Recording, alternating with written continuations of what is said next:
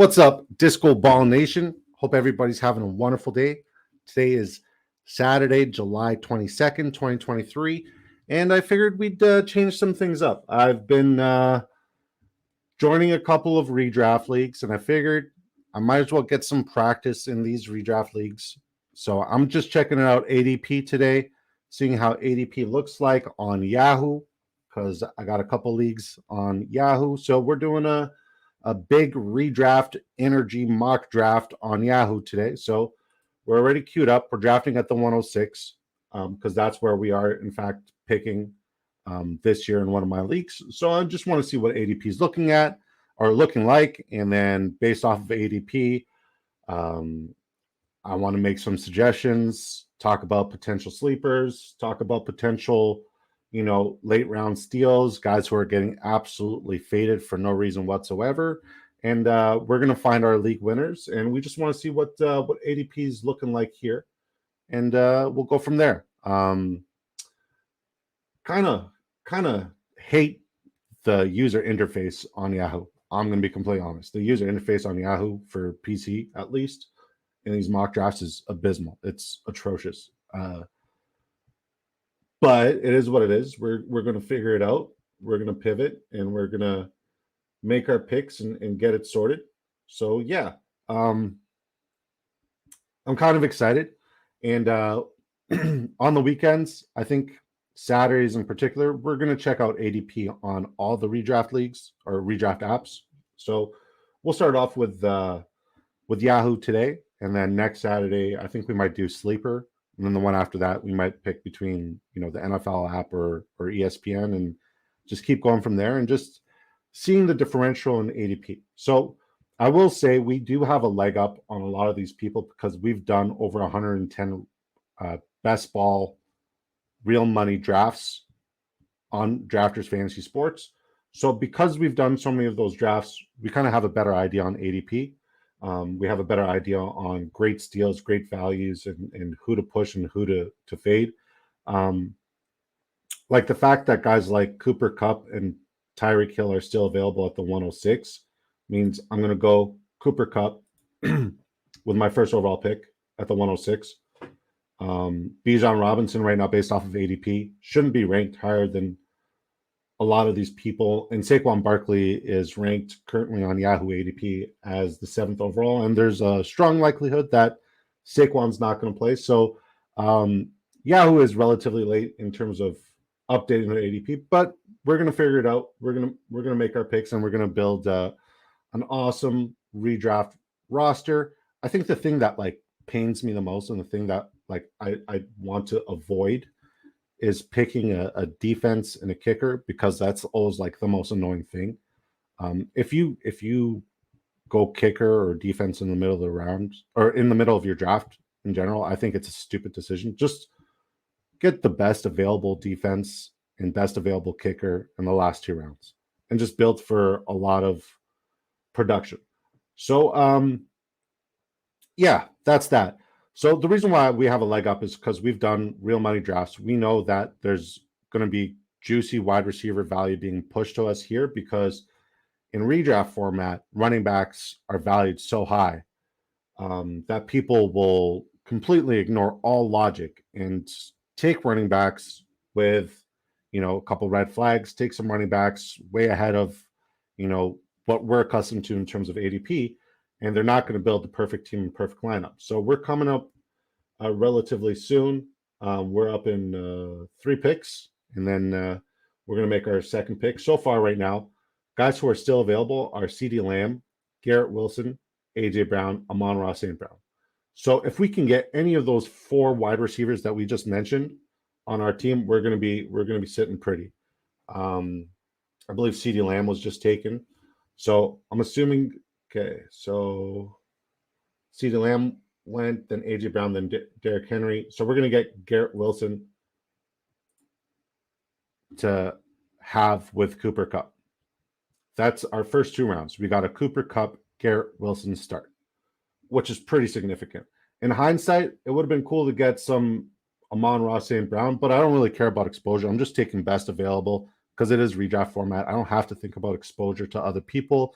I don't have to think about, what kind of correlation I need to build here in comparison to all of my best ball tournaments. So speaking of the best ball tournaments, I'll talk to you guys about our best ball drafts and why we're better than everybody else here on Yahoo in this mock draft. We do draft on Drafters Fantasy Sports. I'm personally drafting out of Ottawa, Ontario, and Drafters Fantasy Sports is available in Ottawa, Ontario.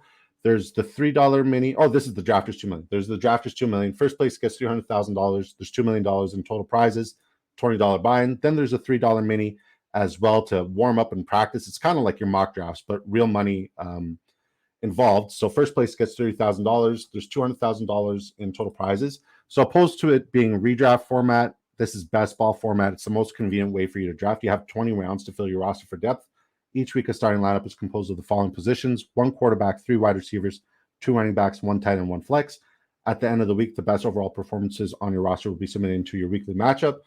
So no more leaving points on the bench, no more waiver wires, no more trades, none of that garbage.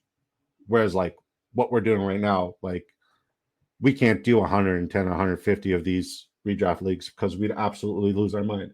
So if you sign up on Drafters Fantasy Sports and this is something that excites you, make sure you use promo code DiscoDrafts1. You get up to $100 match with your initial deposit.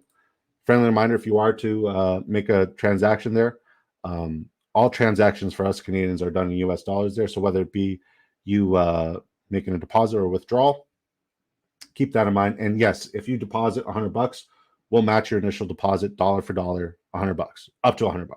All right. And it's available in all the provinces in Canada, and it's available in pretty much every state in the United States except for, I want to say like Nevada, Montana, and a couple of Hawaii, a couple other different places, but like all the major cities there, it's available. All right, are we on the board now? Is that us? Oh, it's my turn. All right, so T. Higgins, Devontae Smith, Chris Olave, these guys are all still available. So I'm just going to fill my flex spot with T. Higgins. So right now we got Cooper Kupp, Garrett Wilson, and T. Higgins off to a really good start. Now, finding running back value later on is probably going to be a little bit different. You don't really necessarily want to do 0 RB when you do these redraft leagues, but the redraft leagues that I'm in are all PPR format. So if I can get maximized targets and correlation in PPR, I'm going to do it. If that value is going to keep getting pushed to me, I'm going to keep taking it. I think we need to start addressing other positions in the meantime. I think we might go 3 or 4 running backs in a row and then get some really good late round value because there's not a lot of rounds here. I believe there's 15 rounds. And then you also got to get a kicker and a defense. So a lot of people are going to push great value in the middle rounds just so they can reach early to get a kicker and a defense. You'll see a person be like, okay, I got a quarterback, 2 wide receivers, 2 running backs, a tight end, and a flex. I need a kicker and a defense and not address their bench. And that's the biggest mistake you can make in redraft. Whatever you do, if you're going to do any of these redraft leagues, make sure you are not being stupid and drafting a kicker and a defense with early picks. So like, do not push value at positions of need. Oh, we're back on the clock. So our first running back is Dameon Pierce. So far, we're off to an incredible start. We got Cooper Kupp, Garrett Wilson, Dameon Pierce as our running back 1, and T. Higgins so far as our flex. So whatever you do, do not go early and draft a kicker and draft a defense after you've filled your starting roster. Don't do that. Just in redraft format, just save it for your last 2 picks. Like, you'll also be able to stream a defense based on matchups as the season progresses. So don't worry about it. Don't stress it. Like, please, like if you're going to listen to any advice I give, don't worry about the kicker and defense position. Find value in the last 2 rounds. Don't draft multiple defenses and multiple kickers. Don't do that. That's stupid. Because once again, you could stream these guys in the waiver. It's a horrible idea. This is redraft format. There's not a lot of good, a defense and a kicker is never going to win a championship for you. It's these late round guys in round 10, 11, 12, moving forward. Those guys are going to win your league, right? that extra value, that extra depth piece where, like, if you got an injury to, a top back like Derrick Henry potentially, you get a Tajee Spears. If Saquon Barkley decides to sit and Josh Jacobs decides to sit, well, guess what? You can snag a Zamir White. You can snag an Eric Gray. Whatever you do not reach for a defense and a kicker. We're on the board. I'll take James Conner. So we're off to a phenomenal start. Both Dameon Pierce and James Conner have extremely high projections this year for not only touches, but just overall production. They're both in situations where the quarterback situation can be quote unquote questionable, with Dameon Pierce having a rookie quarterback at CJ Stroud, who may take a while to get warmed up, but I am very high on CJ Stroud. And then James Conner has a quarterback situation where we don't know if Kyler is going to be ready for week 1 during the season. I anticipate he might be ready like week 8, but even then, the Cardinals are projected to tank really hard, and they're going to play awful defense and not going to really throw the rock a lot. So just based off of volume alone, James Conner in round 5 is a significant value. So we're off to a really good start.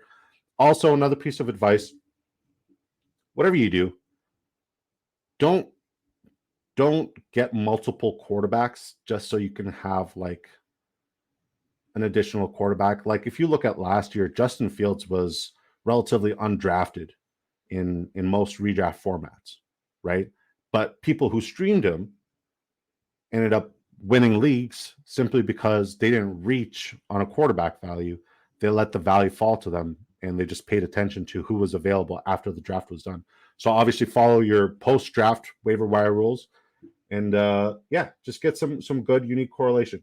So right now, 2 guys we're eyeing is Dallas Goedert or Kyle Pitts. We might even like Brian Robinson as well. Dalvin Cook and Isaiah Pacheco are still available. Everybody's going for wide receivers right now, but we have 3 tremendous wide receivers. So there's a lot of juicy value here. DeAndre Swift is still available. Rashad Penny is ahead of DeAndre Swift in ADP on their X ranks here, which is absolutely wild to me. It's absolutely bonkers. I mean, Chris Godwin's still available, but I'm higher on the 3 wide receivers we currently have, which is Cooper Kupp, Garrett Wilson, and T. Higgins than I am on Chris Godwin, simply because I don't trust Baker Mayfield so much. So yeah, hopefully we can get Kyle Pitts here. It would be nice to address another position and then see what kind of quarterback value comes to us. But also, like, we're getting a lot of juicy running back value here that people no longer want to get because they want to reach early and get, their 2 RB start. And I feel like out of all the drafts here right now, we have a very solid juicy lineup. So Kyle Pitts would be good for us. Christian Watson is screaming at me, but in terms of like having to get another wide receiver, it's not a roster construction need at the current moment, because we are going, 2 running backs, 3 wide receivers, 1 wide receiver being our flex. So I think we're okay there. What I'm going to do is I'm going to take a sip of some vitamin water. This is a caffeinated vitamin water. It is tropical citrus. So yeah, it's weird. I think it's weird not drafting with my disco balls. Okay, so Kyle Pitts was taken off the board. So I'm really, really high on DeAndre Swift, and the fact that we're getting DeAndre Swift in the 6th round. Yes, please. Trevor Lawrence is somebody who was screaming at me there, but Justin Herbert should fall to us relatively later. There's also Evan Ingram, Darren Waller, Pat Freiermuth, Dak Prescott, Deshaun Watson. They're all available later. So these guys all could potentially have top 5 upside, and they're being drafted later than the 7th round. So I'm not reaching on any position. Once again, we're just taking best available and building off of that. So we have a very good, solid foundation for not only 3 great wide receivers, but 3 great running backs as well. Dameon Pierce, James Conner, and DeAndre Swift. This is why it pays to do real money drafts, because you're going to focus and pay attention in all 20 rounds. You're going to really try to make sure that you get the best value with every single pick. So you're going to be locked in. And you're not the only one who's doing that. Everybody else is doing it because they're all putting real money on the line, right? So with that being said, when you come into these mock drafts or these redrafts and you've done 100, 150, 20, even after you do 10 best ball drafts, like 5, 10 best ball drafts, the moment you go into a mock draft or anything like that, you are going to feel like you are locked into the matrix, that you are Neo. You are the one. You are just crushing everybody's hopes and dreams because you're just getting so many depth pieces at such a great value because you just know what the hell you're doing, right? It's not even comparable. So if you do redraft leagues with your buddies, I highly recommend that you get into a best ball tournament, sign up on a best ball app, get in there, get some good quality reps. And like the best part about doing a best ball tournament is like you're not going to have to worry about, you know, maintaining your roster, getting some roster construction correlation, any of that. Okay, so Chris Godwin and Christian Watson are being pushed to me in the 7th round. I can't pass at this point. I'm going to take Christian Watson, even though Justin Herbert's there and he's got great potential as a quarterback. I'm still going to address like really, really good value. I'm not going to force a quarterback because like Russell Wilson, Aaron Rodgers, Matt Stafford, these guys are all going to be available. Some of them are even going to go undrafted. So why the hell am I going to force, you know, a freaking Justin Herbert in the 7th round or the 8th round, 7th round? Yeah, why am I going to force a Justin Herbert over a Christian Watson? It makes no sense, right? I mean, it would be nice to get like a decent high upside tight end, but I mean, like, look, Tua Tagovailoa is still available. There's a lot of juicy value here. And everybody we've drafted thus far has a very safe floor. I feel like you're not necessarily drafting for high ceiling players in redraft format. You kind of want that consistent player with, you know, that late round, late season spike week kind of guy. We're on the clock again. I mean, Damian Harris would be a good pick here. AJ Dillon would be a solid pick here. Deontay Johnson would be a solid pick here. But I think it's time we address our quarterback situation. We're going to take Tua Tagovailoa. You also don't necessarily have to worry about bye week correlation here because once again, you can stream players. You also don't necessarily have to worry about getting stacks. Yes, stacks is important in redraft as well, but it's not as important in this aspect as it is elsewhere. You just want to get really good depth pieces, really good value, whatever's best available you want to take, right? So Philadelphia defense gone, Buffalo defense gone, Dallas defense gone. So people are really reaching on defenses right now. Round 8, people are reaching on defenses. You're telling me Justin Tucker just went off the board, Deontay Johnson, Damian Harris, Khalil Herbert, Treylon Burks, Marquise Hollywood Brown, all potential league winners. Jahan Dotson, George Pickens, Jackson Smith and Jigba, Jordan Addison. These guys are all incredible values. And these idiots are going with defenses and kickers.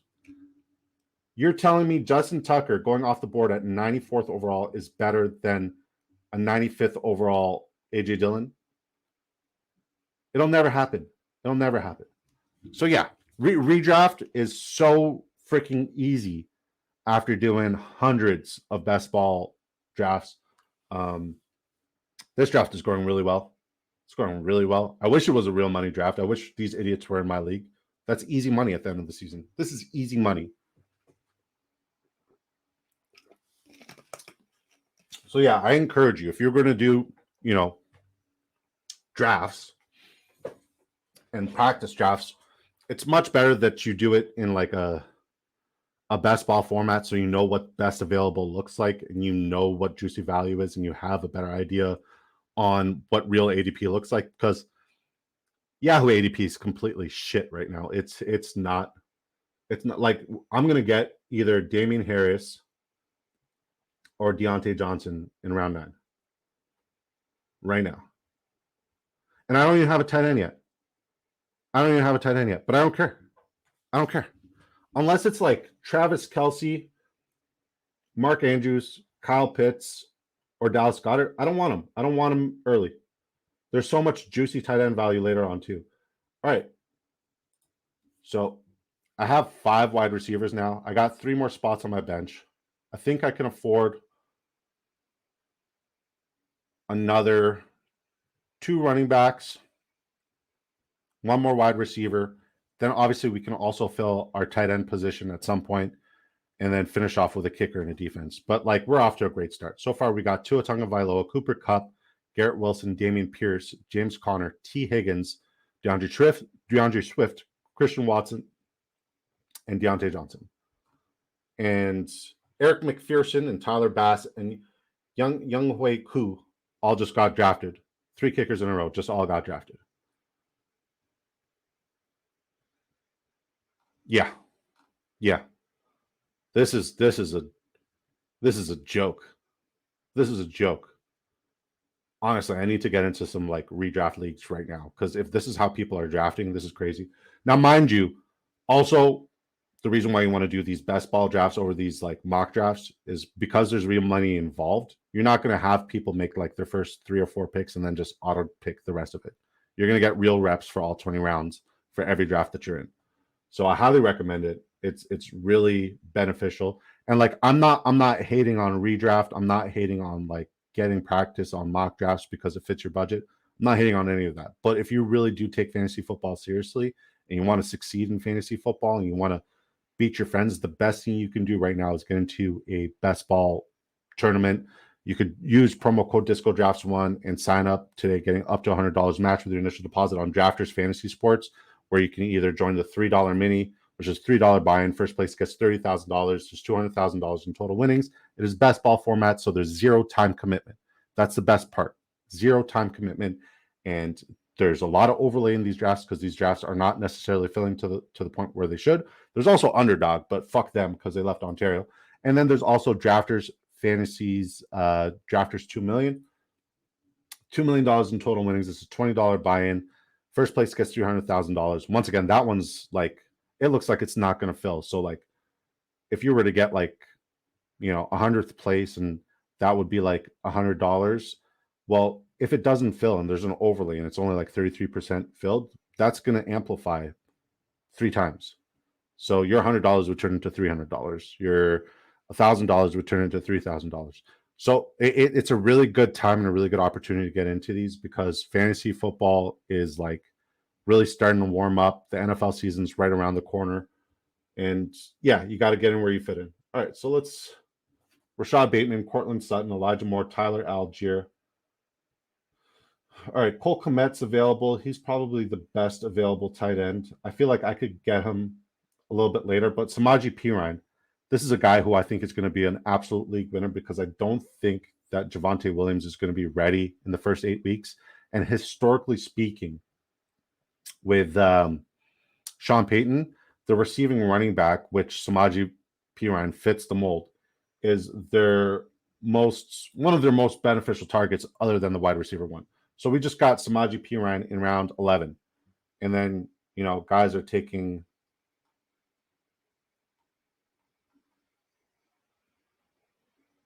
quarterbacks, or not quarterbacks, but like kickers and defenses ahead of these dudes, which makes 0 sense. When the hell did I get Greg Dulcich? Do you guys remember me drafting Greg Dulcich? It says he's on my roster. Huh. Teams. I don't want to see Kathy's team. Big Disco Energy. Yeah, I got Greg Dulcich. Whatever. That's a great value. Our team is stacked. Our team is sick. We got Tua Tagovailoa, Cooper Kupp, Garrett Wilson, Damian Pierce, James Conner, Greg Dulcich, T. Higgins, DeAndre Swift, Christian Watson, Deontay Johnson, Samaje Perine.